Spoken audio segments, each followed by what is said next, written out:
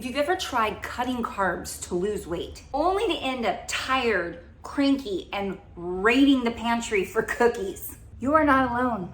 Today, I'm breaking down exactly how carbs impact your metabolism, your hormones, and your cravings, and how you can enjoy them without storing excess body fat or riding the blood sugar roller coaster.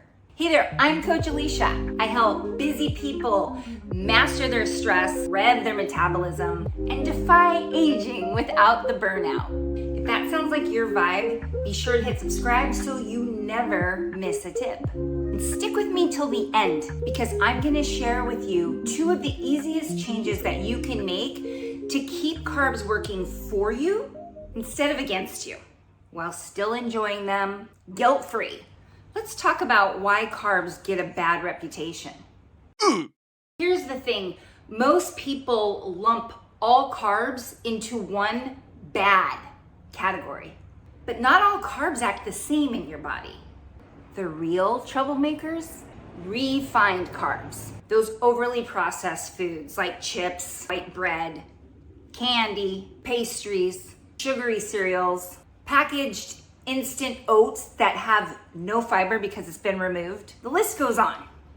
Eating a lot of these on a regular basis are going to cause blood sugar spikes and crashes, high triglycerides, high LDL cholesterol, the bad cholesterol, non-alcoholic fatty liver disease, and one of the biggest metabolism killers, insulin resistance. Here's the simple science. All carbs eventually break down into glucose, which is going to raise your blood sugar. But here's the important difference. When you eat fiber-rich carbohydrates, fiber is going to slow down digestion, help to keep you full, and has a dramatically lower impact on your blood sugar than carbs without fiber. So just remember that fiber is your friend. You want to get on the fiber train right now. When blood sugar rises, your body releases insulin, the storage hormone, to move that glucose first into your liver and muscles for energy.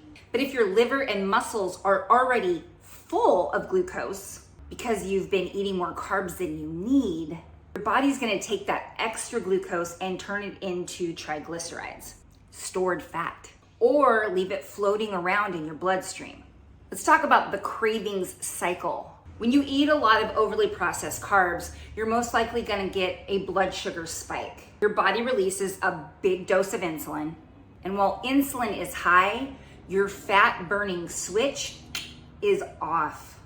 What comes up must come down, so eventually that high blood sugar is gonna drop, sometimes really fast. This causes your body to feel a sense of stress because it senses this quick drop in blood sugar. It's gonna send cravings for more carbs because it's the quickest way to get that blood sugar back up. And here's the sneaky part. You're not actually physically hungry. You're hormonally hungry.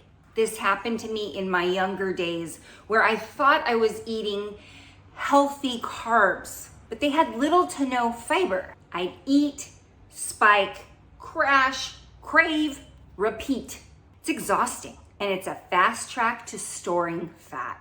Here's where this can become a long-term health problem.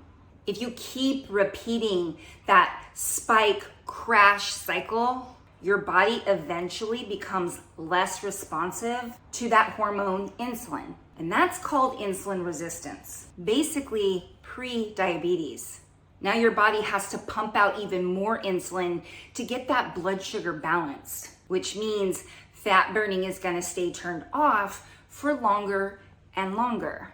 And that for some people can be why fat loss starts to feel impossible.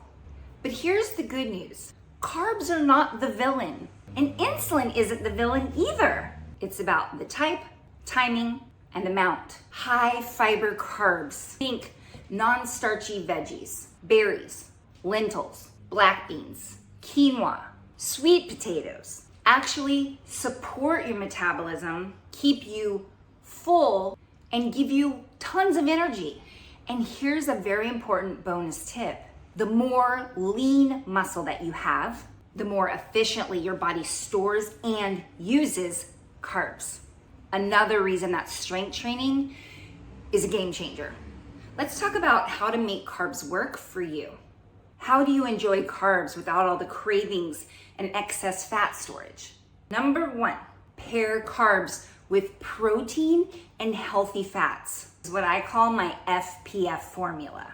It's gonna help slow down digestion, keep you full longer, and prevent those big blood sugar spikes. By the way, FPF stands for fiber, protein, fat, as in healthy fat. Number 2, save higher carb meals for right after a workout. This is when your muscles are like sponges for those carbs, ready to store glucose for recovery and energy. Number 3, choose carb quality over carb quantity. Swap out refined carbs for whole food, high fiber options most of the time. You notice I said most of the time. Here are the 2 easiest changes to make today. Swap out at least 1 refined carb in your day for a high fiber option. For example, rather than having a bagel for breakfast, try some overnight chia seed pudding or a protein smoothie. And next, pair every meal or snack you eat with healthy fats and protein. Do that consistently and you'll have steadier energy, fewer cravings, and a metabolism that's ready to burn, not store. If that was helpful, be sure to subscribe and hit that bell so you get notifications whenever I release this helpful info. I'll see you next time.